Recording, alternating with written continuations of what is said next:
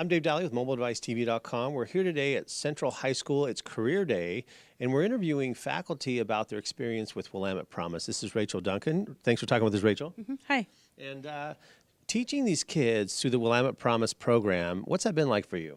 It's been a really great challenge. It has been a wonderful feeling to be able to transition kids between that high school level and into college, be able to see them achieve credit, know that they're going to be set for college. And also, it's been a good challenge for me as an educator to up my game, to polish skills, to learn new methodology, to meet with college faculty and other teachers from our region has been a wonderful opportunity. And a little background for our audience is you've taught at the college level. Right. You've now taught Willamette Promise within the high school.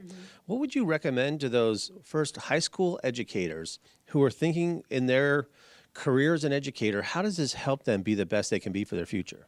Well, for me, it was really helpful to ask me to take my regular senior level kind of high flyer course and really look at what colleges were expecting from students, and then to meet with other professionals, with colleagues, and learn skills from them, do some reading about best practices, some college level research studies. It really moved me to that next level in my teaching because it asked me to step up for my kids. And we all educators, they want to be there and they want to do it for the kids. They want to help the students. And so it asked me to step up that game and get back to my college teaching roots and pull in new resources and make that accessible for students.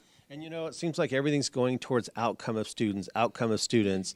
And for you as a teacher to take the time to get the support from Willamette Promise, work at their meetups to where they get you trained to execute the program, that takes an extra effort. And we just want to say thank you for building those relationships with other faculty around the state. But these kids, as we've interviewed, all echoed how the connection with you as an instructor, the support, seeing what else they had to get done in their day, it was so meaningful. I bet that really helps you think about why you love teaching. Right, and it helps me to see kids growing at all different levels. So even the ones who don't quite attain that college level, they're being encouraged and they're being given the confidence that you can try this, you can tackle this, you can go for it, and you're going to learn skills that really help you to get there, whether it's right at this moment, whether it's next semester, next year, or that you're going to be ready for college. And being able to bridge that experience in my life, the experience of teaching as an instructor at the college level and teaching high school level, it was really meaningful for me, and it was meaningful to see that helping my kids of all different levels. Yeah. And you as a college educator, what would it be like in a world where you could get to these higher level courses that are many times your higher passion because it's the cutting edge in your industry? Why do you think that these college educators should embrace and maybe work in concert with these high school instructors and getting these kids ready? Well, I think we already have kids going into college at so many different levels, right? And we are seeing a big increase in the need of transitionary level classes for kids for reading and writing. And this program, the Willamette Promise program, is helping us to make sure that kids who are ready can access college starting at that higher level. It's giving us a bigger diversity of kids who enter so that more of them are entering more prepared, ready to take the next level, and more college teachers then, are able to perhaps shift their teaching load to teaching the next level of credit or the next class up. And I think it's really important that we address the students' needs at all levels, and then we will see that helps our college teaching programs to be addressing the kids at the level that they're coming in instead of putting them, all in that one entrance level. Yeah, backing up the truck and getting them all up to speed, where this way the momentum carries. I think that's the hope. Yeah. Yeah, for sure. And with the connectivity of a senior now, many times they're able to take not the toughest classes because all the basics are out of the way. And that last year, they're like, oh, I'm going to do the minimum to play sports or extracurricular.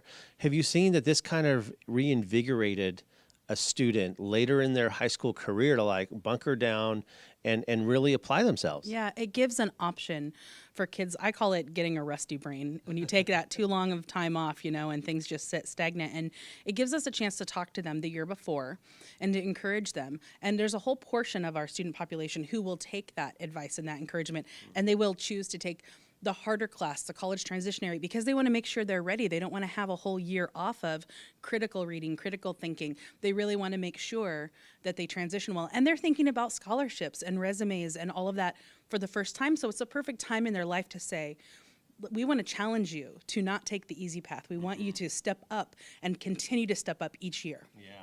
And having the support of Willamette Promise, shed a little bit of light on how that's helped you in this classroom. Why does their infrastructure and support and putting you out there with other faculty, why is that so important? Well, there's two parts of it that are important. One of it is that they give you all the guidelines and the learning objectives and the big steps and the portfolio pieces that have to be done to the right level. And that's going to hold everybody to this nice objective platform. But then the way that you approach that can be unique and can be different. And the professors at the college level and my colleagues who teach at high school, many of whom have their master's degree or have had teaching experience like me at the instructor level at college, we're all pulling together. We have these dialogues where we calibrate the scoring of work, where we talk about best practice, where we have this nice open dialogue where we can learn from one another, and then we can bring the skills that work for us and our kids and our rooms back to our school to all meet those same objective guidelines and standards that we've got. And the standards are set at a great level. Wow. They're set right at the level that they should be for kids getting into those first and second college writing classes. Yeah. And this whole concept was a concept for our legislators years ago, our school administrators choosing what was a smart way to engage our young people. And what do you want to say to these legislators and school administrators? Because you're the face, you're the execution right here, everybody, of what an exciting, passionate educator. And hopefully we'll see our kids' scores and ending their college careers by this spark that we've ignited within them. What do you want to say to these legislators who took the lead and empowered this program? Well, I know that it's always an uphill battle to get a new program implemented. And so we're really happy that this has gone through. The number one thing that I want to say thank you for is that it's made college course costs accessible. And so many of our students, that is a real issue. And this has made it accessible that anybody from any background can access college and college transitionary courses at the right cost before they get to college, so that we're going to improve that freshman year. We're going to improve that dropout level. We're going to improve confidence and the people who stay through. And I just appreciate all that was done. I know it must have been a lot of hours of work to push that through. And it makes a difference for the students. And I think that when you see them in person, then you see how much of a difference it makes. And we're also reaching out to other unrepresented ethnic groups. We have a large populous Latino community out here in Independence, and it's exciting that we interviewed a student who has gotten the credit. Her mom went back and got her degree later on in life, but it's exciting to light this confidence in these students out here. Are you seeing that as well, that our bilingual students are engaging the program? So we're seeing lots of students who have different kinds of disadvantage coming into the system, into the college system or into the credits game. And we're seeing a lot of success in those areas. And we're seeing more and more kids from different populations within the student body willing to go for college credits and succeed at college credits. Wow. Well, we're all very proud of you. Congratulations. And we really will be reporting back on the progress that this made. But you having those two perspectives of teaching in college and now here at the high school, it's a really welcomed perspective. Thanks for talking with us. Thank you. And if someone wanted to email you a question or something that we didn't cover in this interview, but that you could shed light on, how can they reach you? Well, I don't have a Willamette Promise email yet, but okay. I suppose you could contact through the Willamette Promise program or through their platform online.